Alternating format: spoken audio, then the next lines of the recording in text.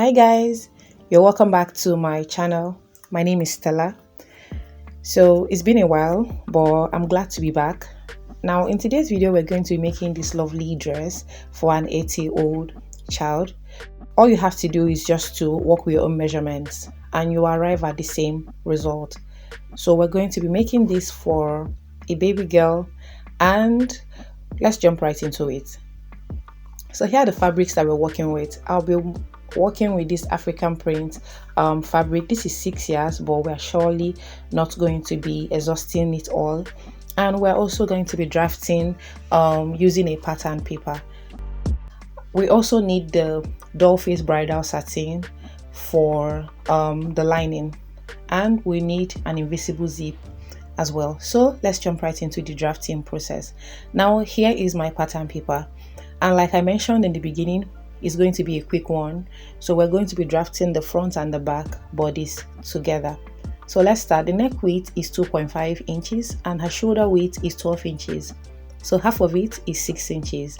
Now I will also add ½ inch for the join allowance, making it a total of 6.5 inches.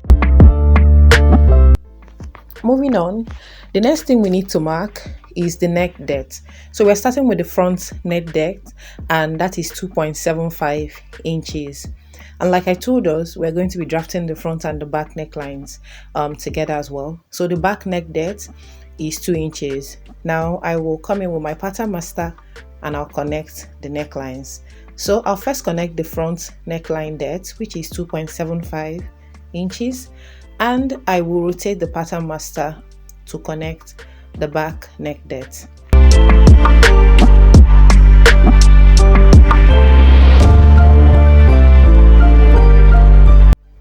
And here we have it. Remember that this is the front neck depth and here is the back neckline depth. Moving on, we need to mark the shoulder slope. So I'll be sloping the shoulder with 0.75 inch. I'll go ahead and mark it, and I'll come in with my ruler to connect it to the neck width. And here we have it. We have sloped the shoulder. The next thing we need to mark is the chest line. And to get the chest line for a child, you need to divide her chest round by 4 and you subtract 1 inch if the outfit is going to have sleeves, but you subtract 1.5 if the outfit is going to be sleeveless. Now I'm working with a chest round of 27, and 27 inches divided by 4 will give us 6.75 inches. Because the outfit is going to be sleeveless, I'll subtract 1.5 and I'll be left with 5.25 inches. I'll go ahead and mark the chest line. So I simply added the 0.75 shoulder slope so that I can get a total figure, which is 6 inches, and I made a mark there. Here we have it. I have ruled the chest line. Now on the chest line, I will simply repeat half of her shoulder, which is 6 inches, and I will add the ½ inch for joining, giving us a total of 6.5 inches, and I will rule a line across. So this is her armhole line or the arm side. On this line, we'll need to mark a quarter of her chest round. Remember, her chest round is 27, and 27 inches divided by 4 will give us 6.75. So I'll go ahead and make a mark at 6.75 on the chest line, and I'm adding ½ inch for the ease and 1 inch as the side seam allowance. And this is it. Now before I go down to the hemline, I like to connect the armhole curve or the arm side. So I'll simply do that by getting the midpoint of the line, and I'll go in by ½ inch. So I got the midpoint of this line and I came inwards by ½ inch. I'll simply connect it using my pattern master.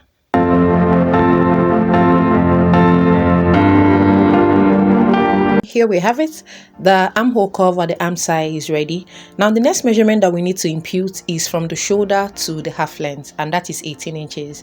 I'll also add ½ inch for joining, giving me a total of 18.5 inches, and I'll make a mark there. I'll go ahead and rule a line across. There we have it. So this is the half length. Now the next thing we need to do is to go ahead and measure everything that we have on the chest line, which is a quarter of her chest round plus ½ inch for ease and 1 inch side seam allowance, giving us a total of 8.25 inches. I will simply remark it on the hemline. Remember, a quarter of her chest round plus the ease and the side seam allowance, and I have a total of 8.25 inches here. So I'll simply take my tape down to the hemline and I will make a mark at 8.25 inches. Now for the A-line shape or for the A shape, I will add extra 2 inches to this, giving me a total of 10.25 inches. Now for the A-line, you can make it 2 inches or 2.5, but since it's for a child, I'll make it 2 inches. And I'll simply draw a straight line to connect these 2 points. And here we have it. If you notice, I added extra paper to the side because of this A-line. Here we have it. We're actually done with the basic pattern drafting. Now before we proceed, let's do a little labeling. So here's the center back, and I will just label it as CB, and I will make use of it for the zip since it's 1 inch allowance. So I will simply extend the back neckline depth to touch the zip allowance, and this is it. We are done with the pattern drafting. Now the next thing is for us to alter this to the style, and from the front neckline depth I will come down by 1.5 inches, and from the side I will come down by 2.5 inches, and I will try and use my French curve to connect these 2 points. Remember, from the front neckline depth I came down by 1.5 inches, and from the side I came down also by 2.5 inches. Now I will go ahead and connect these 2 points using a slight curve. Here we have it. So this is it with the style adaptation. I'll proceed to add our joining allowance to the shoulder. If you remember, when we were drafting, we added every other allowance excluding the joining allowance on the shoulder. So I'll proceed to add 1/2 inch on the shoulder and 1/2 inch round the neckline, and we'll continue. So I decided to take it one step at a time so we don't get confused. Now I added 1/2 inch on the shoulder for joining. Now I'll go ahead and add 1/2 inch to the front neckline depth first.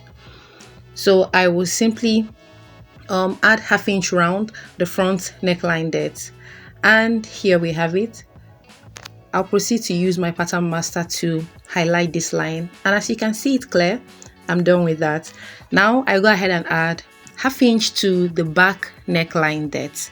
Remember, this pattern is going to serve as the front and the back, so I just marked it. I'll also use my pattern master to highlight the allowance, and this is it. As we proceed, we're going to take it one step at a time so that it doesn't get confusing. And here we have it. I'm done with adapting this pattern to the style. I'll proceed to cut this out.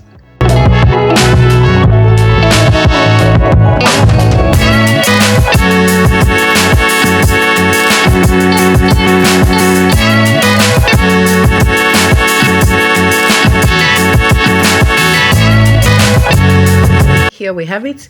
Now before we finish up with the cutting, I will need to extend the style towards the zip allowance. So I'll just come in with my ruler and I'll just extend that line to touch the zip allowance, and here we have it. So it's nothing too serious. Remember, that side is still the center back and the zip is going to run all the way down, so I just labeled it. Now I will go ahead and cut out that part which will be our yoke.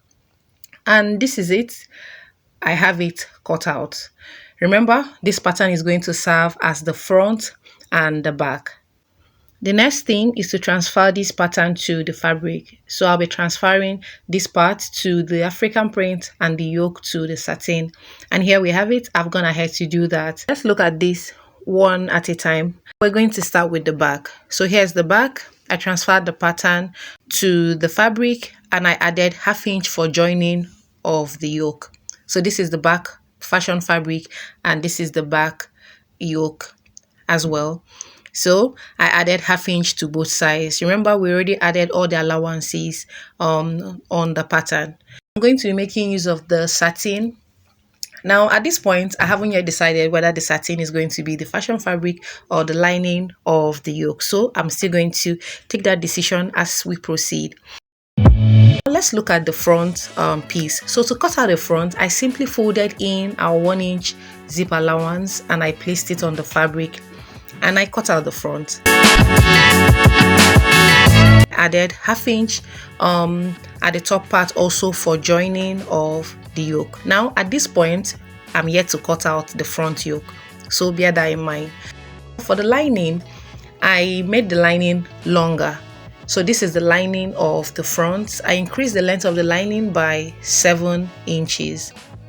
So the lining is longer by 7 inches. Let's look at the back lining as well. So the same thing applies to the back lining piece, and this is it with the back piece. Now let's look at the yoke.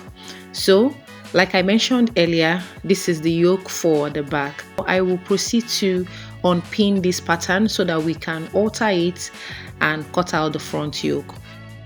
Here we have it, the pattern is fully unpinned. Now I will go ahead and fold in our 1 inch zip allowance. So you can fold it in or you can cut it off, because at this point we don't need it anymore. So I decided to zoom this a bit closer. Now I will simply just fold in that 1 inch zip allowance, and I will go ahead and cut out the back neckline depth. Remember, we have two necklines here, the back neckline depth and the front neckline depth. So I'll cut off the back neckline depth, and what we have now is the front neckline depth, and I will go ahead and transfer this to the fashion fabric and the lining, and we'll continue. So I already have this tiny piece of fabric. I will just align the edge of the pattern to that of the fabric. I'll pin it down and I'll cut out. Remember, we're only adding ½ inch to just the lower part. The rest of the side seam allowances, we have already added them when we were drafting this pattern. So I'll proceed to add the ½ inch at the lower part and I'll cut it out. Then we will proceed. Here we have it. I have cut out the front yoke. So let's look at it again. Now, this entire piece here is for the front. So I have the yoke here, which I cut on both the fashion fabric and the satin. I also have the neckline fully marked. So I like to mark my joining lines, and this is optional as well. I just like to do that. So this is it for the front. I transferred it. Remember our fashion fabric and the lining, which obviously is longer. Now at this point, I have decided how I want it to be joined. So I'm going to be joining it this way. I will join the satin to the fashion fabric. So this is how I want it. I like the contrast. Then we're going to make use of the satin as the lining. So for the lining of the front piece, I'll be joining the fashion fabric to the satin. Now I will still explain the reason for this combination, which you guys will appreciate when we get to that point. So this is how I want it to be joined. The fashion fabric will serve as the yoke for the front piece, together with the satin. Now let's look at the back piece. So it's just the same thing that we did on the front. The fashion fabric is going to be the lining, and the satin is going to be the main fashion fabric for the back. It's exactly what we have on the front. So this is how we're going to be joining the back. I'll proceed to take this to my sewing machine and I will join them.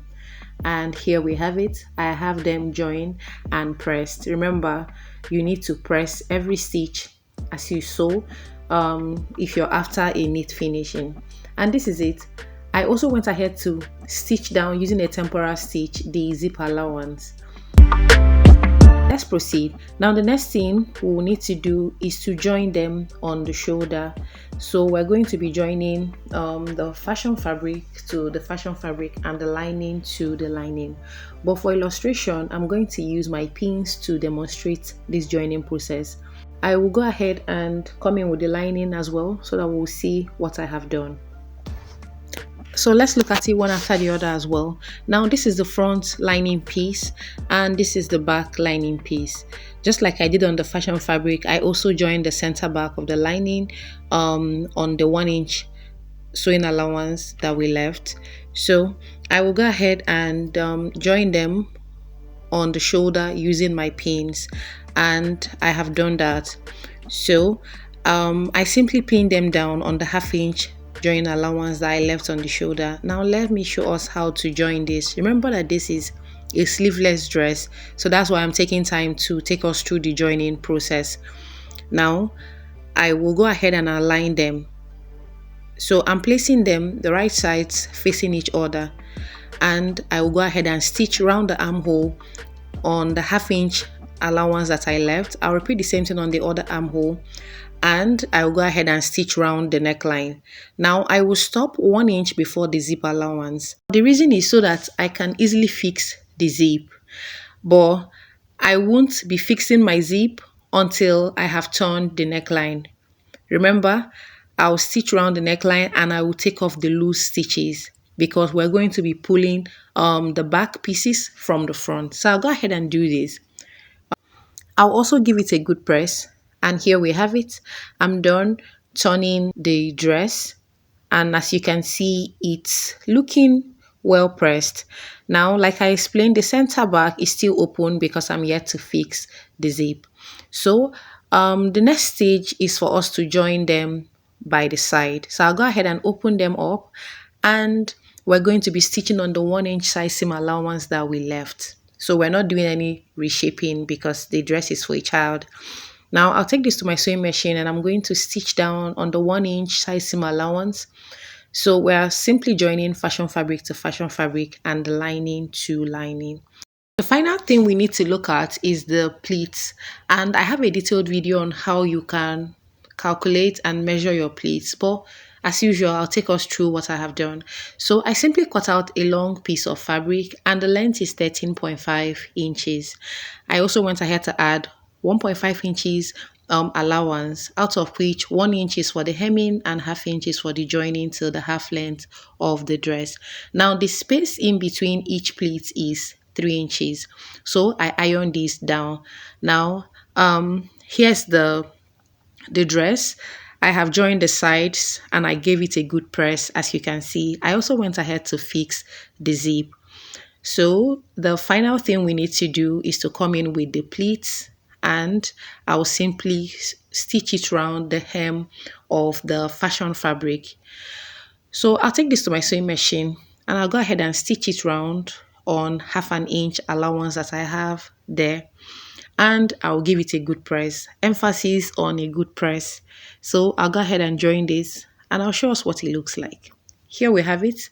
I've joined the pleats to the dress, and this is a simple yet beautiful dress. Now, one final thing is the bow. So, well, let's first admire the dress. Let's continue. Now, the final thing we need to do is to look at the bow. And I already went ahead to cut out these pieces of fabric. As usual, I'll tell us the measurements that I used. So for the main bow, the height is 7.5 inches and the width is 12 inches. So this is the main bow. The width is 12 inches and the height or the length is 7.5 inches. So I simply measured her across chest, and what I have there is 11 inches. I just added extra 1 inch just so that the bow can come out a bit. Now let's look at the tie. So if you take a look at the style, you will see that that the tie comes in a pair, and each pair has a longer one and a shorter one. So I'll take us through the measurements. Now the length of the shorter tie is 12 inches and the length of the longer tie is 16 inches. So the difference between the two is 4 inches. Now the width there is 3.5 inches and they both have the same width. So it's 3.5 inches. Now at this part, the width there is 2.4 inches. You can approximate yours to 2.5 inches. So the same thing applies to the other part. I also cut out this piece of fabric and the width is 1 inch. So this is what I'm going to be using to wrap the tie to the bow. So I'll first just give it a tiny pleat and I'll wrap this up with this tiny piece of fabric. Then I will attach the ties to it. Now from the neck depth, I'll come down by 1 inch. So that's the point where I will be tacking this bow to the dress. I don't want the bow to be permanent so that it can be taken off when the dress needs to be washed. I'll use a press button to attach the bow and the tie to the dress so that it can be easily taken off when it needs to be washed. And here we have it, guys. I'm done with this dress. This is beautiful. This is lovely. I'll always say the secret to a neat finishing lies with your ironing. And that's it, guys. Thank you for watching. Kindly subscribe to the channel if you haven't. And I will see you in my next one. Bye.